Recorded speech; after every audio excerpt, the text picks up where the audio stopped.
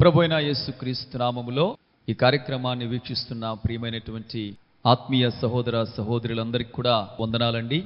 బాగున్నారా? దేవుడు మిమ్మల్ని దీవించి మరి ఆశీర్వదించును గాక. చిన్న ప్రార్థన చేసుకుందాం. పరిశుద్ధుడా, ప్రేమగల మా తండ్రి, మీ ప్రియబిడలను జ్ఞాపకం చేసుకోండి. నాయనా ప్రభువా, దినదినము మీరు మాతో మాట్లాడుతూ మమ్మల్ని బలపరుస్తున్న దేవుడవు. మనుష్యుడు రొట్టె వల్ల కాదు గాని దేవుని నోటుండవచ్చు ప్రతి మాట వల్ల జీవిస్తాడని మీ లేఖనాలు తెలియపరుస్తూ ఉన్నాయి. మీరే మాతో మాట్లాడి మమ్మల్ని బలపరచండి. యేసు నామములో అడుగుచున్నాము తండ్రి, ఆమేన్. అందరికీ వందనాలండి. ఈ సమయంలో మన యొక్క ఆత్మీయ జీవితంలో రెండు రకాలుగా మనం బలవంతులుగా ఉండాలి. ఒకటి, మానసికంగా మనం బలవంతులుగా ఉండాలి. రెండవది, ఆత్మీయంగా మనం బలవంతులుగా ఉండాలి. అందుకనే ఒక మాట పౌలు భక్తుడు అంటున్నాడు, మా యొక్క బాహ్య పురుషుడు కృషించిపోవచ్చున్నాను, మా ఆంతర్య పురుషుడు దినదినము నూతన పరచబడుచున్నాడు అంటున్నాడు పౌలు భక్తుడు. బాహ్య పురుషుడు అనగా ఎవరు? మనకు పైకి కనిపించేటువంటి శరీరము. ఆంతర్య పురుషుడు అంటే ఎవరు? మనలో దేవుడు పెట్టినటువంటి ఆత్మ. కాబట్టి ఆత్మీయంగా మానసికంగా మనం బలవంతులుగా ఉంటే మన జీవితాల్లో గొప్ప కార్యాలు మనం చూడగలం. కాబట్టి మనం బలవంతులుగా ఉండాలంటే ఏం చేయాలి? ఏ రీతిగా జీవించాలి? దేవుని యొక్క వాక్యములో ఎటువంటి విషయాలు ఉన్నాయో ఒకసారి వాక్యాన్ని మనం ధ్యానం చేద్దాం.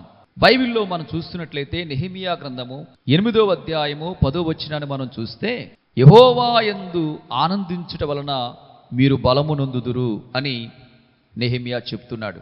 ఏ సమయంలో ఈ మాట మాట్లాడుతున్నాడంటే, యెరూషలేము యొక్క ప్రాకారాలన్నీ కూడా కూల్చబడినాయి, దాని గుమ్మములు అగ్నిచేత కాల్చబడినాయి. ఆ సమయంలో నెహెమియా చాలా దుఃఖాన్ని కలిగి ఉన్నాడు.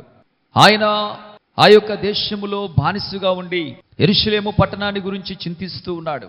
యెరూషలేము యొక్క ప్రాకారాన్ని గురించి చింతిస్తూ ఉన్నాడు. ఆ యొక్క ప్రాకారాన్ని కట్టడానికి, మరలా గుమ్మములు నిలబెట్టడానికి ఆయన యెరూషలేమునకు వచ్చాడు. రాగానే అక్కడ సన్బల్లతు, టోబియా అనే అధికారులు ఎంతగానో అసూయ చెందారు, కలవరపడ్డారు. యెరూషలేమునకు క్షేమము కలుగజేయ ఒకడు వచ్చెనని, యూదులకు క్షేమము కలుగజేయ ఒకడు వచ్చెనని ఎంతగానో వారు కలవరపడ్డారు. ఆ రకంగా ప్రియమైన దేవుని బిడ్డలారా, నెహెమియా ఈ ప్రాకారం కట్టే విషయంలో ఎన్నో ఆటంకాలు, ఎన్నో అభ్యంతరాలు. మన యొక్క వ్యక్తిగత జీవితంలో కూడా, భక్తి జీవితంలో, ఆత్మీయ జీవితంలో, ప్రార్థన జీవితంలో మనం ముందు కొనసాగిపోతున్నప్పుడు ఈ లోకం మనల్ని ఎగతాళి చేస్తుంది. ఆనాడు యూదులను వారు ఎగతాళి చేశారు. ఒక నక్క ఎగిరితే ఈ గోడ పడిపోతుంది అని చెప్పారు.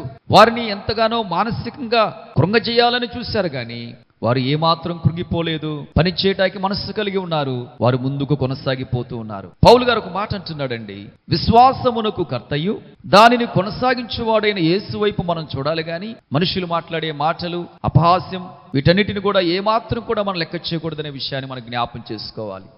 కాబట్టి మనం బలాన్ని పొందాలంటే దేవుని యందు మనం ఆనందించాలి, యెహోవా యందు ఆనందించాలి. దావీదు భక్తుడు దివారాత్రులు ఆయన ధర్మశాస్త్రమును ధ్యానించేవాడిగా, దాని యందు ఆనందించేవాడిగా ఉన్నట్లుగా మనం చూస్తున్నాం. రెండో విషయం, ప్రియమైన దేవుని బిడ్డలారా, యెషయా గ్రంథము 40వ అధ్యాయం 31వ వచనములో ఈ రీతిగా రాయబడి ఉంది. ఒక శ్రేష్టమైన మాట రాయబడి ఉంది, యెహోవా కొరకు ఎదురు చూచుట వలన మీరు నూతన బలము పొందుదురు.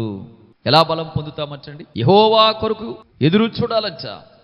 గమనించిన, ఆలస్యమైన దేవుడు శ్రేష్టమైన కార్యాలు చేస్తాడు. దేవుని కొరకు మనం కనిపెట్టుకుని ఉండాలంట.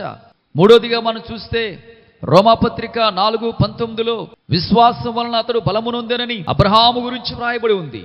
ఎప్పుడైతే మనం విశ్వాసములో వృద్ధి చెందుతూ ఉంటామో, అభివృద్ధి చెందుతూ ఉంటామో, మనం ఏ రీతిగా ఉంటామంటే మనం బలవంతులుగా ఉంటామనే విషయాన్ని మనం జ్ఞాపం చేసుకోవాలి. మొదటిగా యెహోవా యందు ఆనందించటాన్ని బట్టి బలంగా ఉంటాం. రెండవదిగా యెహోవా కొరకు ఎదురు చూచుటను బట్టి మనం బలవంతులుగా ఉంటాం. మూడవదిగా మనము విశ్వాసం వలన బలవంతులుగా ఉంటాం. నాలుగవదిగా అపోస్తలుల కార్యాలు 1వ అధ్యాయము 13వ వచనంలో ఏమండి ఈ రీతిగా వ్రాయబడి ఉంది, వారు మేడగదిలో పెంతెకోస్తు అనుభవాన్ని పొందుతున్నటువంటి సందర్భం. ఆ యొక్క సమయంలో ప్రియమైన దేవుని బిడ్డలారా, ఈ యొక్క అపోస్తలుల కార్యం 1వ అధ్యాయం 8వ వచనంలో దేవుడు ఒక శ్రేష్టమైన మాట మాట్లాడుతూ ఉన్నాడు. పరిశుద్ధాత్మ మీ మీదకి వచ్చినప్పుడు మీరు శక్తిని పొందుతారు. యేసు ప్రభువారు ఆరోహణమై తిరిగి వెళుతున్నప్పుడు, నేను వెళ్ళిపోతున్నానని మీరు కలవరపడొద్దు, ఇదిగో ఆదరణకర్తను నేను మీ ఎదుగు పంపిస్తున్నాను. పెంతెకోస్తు దినాన్న అనగా 50వ దినాన్న మేడగదిలో వారందరూ కూడా కూడి ఉండగా అగ్ని నాలుకల వలె విభాగింపబడి పరిశుద్ధాత్మ దేవుడు వారి మీద వ్రాలగా వారు అన్య భాషలు మాట్లాడుతున్నారు, ధైర్యాన్ని కలిగి ఉన్నారు, శక్తిని పొందినట్లుగా మనం చూస్తూ ఉన్నాం. కాబట్టి ప్రియమైన దేవుని బిడ్డలారా, మనం శక్తిని పొందాలంటే పరిశుద్ధాత్మతో నింపబడాలని దేవుడు మాట్లాడుతున్నాడు. మొదటిగా ఎలాగా మనం బలాన్ని పొందుతామండి? యెహోవా యందు ఆనందించటాన్ని బట్టి. రెండవదిగా ఎలాగ మనం బలముగా ఉంటామండి? యెహోవా కొరకు ఎదురు చూడటాన్ని బట్టి. మూడవదిగా మనం ఎలా బలంగా ఉంటామండి? విశ్వాసం కలిగి ఉండటాన్ని బట్టి. నాలుగవదిగా మనం ఎలా బలాన్ని పొందుతామండి? పరిశుద్ధాత్మ శక్తి. పరిశుద్ధాత్మతో మనం నింపబడినప్పుడు మనం శక్తిని కలిగి ఉంటాము, బలాన్ని కలిగి ఉంటాము, దేవుని కార్యాలు మనం చేయగలము. దేవుడు కొద్దిమాళ్ళు దీవించునుగాక. ఆమేన్. ప్రార్థన చేసుకుందాం. మహాపరిశుద్ధుడా, ప్రేమ కలిగిన మా తండ్రి, మాతో మాట్లాడిన ప్రతి మాటను బట్టి మీకు స్తోత్రాలయ్యా. ఇదిగో నాయన, పెంతెకోస్తు అనుభవాన్ని మాకు దయచేయండి. మీ పరిశుద్ధాత్మిక బలమైన అభిషేకముతో నింపబడి మీ కొరకు బలమైన కార్యములు చేయవారిగా, గొప్ప కార్యములు చేయవారిగా మీ పిల్లలను అభిషేకించమని వేడుకొనుచున్నాం తండ్రి. అయ్యా ప్రభువా, ఎన్ని అభ్యంతరాలు కలిగినా, ఎన్ని ఆటంకాలు కలిగినా 52 దినములలో ఏ రీతిగా నెహెమ్యా ప్రాకారాన్ని పూర్తి చేశాడో నాయనా, అయ్యా మనుషుల యొక్క నిందలు, మనుషులు మాట్లాడే మాటలు, వారి యొక్క హేళనలు, వారి యొక్క అపహాస్యపు మాటలను లెక్క చేయకుండా నాయనా తండ్రి ముందుకు కొనసాగిపోయే గొప్ప కృప మాకు దయచేయి నాయనా. అయ్యా నీ కొరకు ఎదురు చూస్తూ, నీ కొరకు కనిపెడుతూ నాయనా, నీ శక్తిని బలాన్ని పొంది, నీ విశ్వాసం కలిగి ఉండి ఏ రీతిగా అబ్రహాము బలాన్ని పొందాడో అట్టి అయ్యా బలాన్ని పొందడానికి సహాయం ఇచ్చి మానసికంగా, శారీరకంగా, ఆత్మీయంగా ప్రభువా మీ పిల్లలను బలపరచమని వేడుకొనుచున్నాం నాయన. ఈ వాక్యం వింటున్న వారు ఎవరైనా బలహీనులుగా ఉన్నట్లయితే యేసు నామములో వారు బలపరచబడునుగాక. ఎవరైతే అనారోగ్య సమస్యల్లో ఉన్నారో యేసు నామములో వారి అనారోగ్యం నుంచి విడుదల కలుగునుగాక. ఎవరైతే మానసిక సమస్యలో ఉన్నారో ఆ ఒత్తిడి, ఆందోళన నుండి యేసు నామములో విడుదల కలుగునుగాక. ఎవరైతే రుణభారాలతో కలిగి ఉన్నారో ఆ రుణభారాల నుండి యేసు నామములో విడుదల కలుగునుగాక. దేవా మీకే స్తోత్రం నాయన.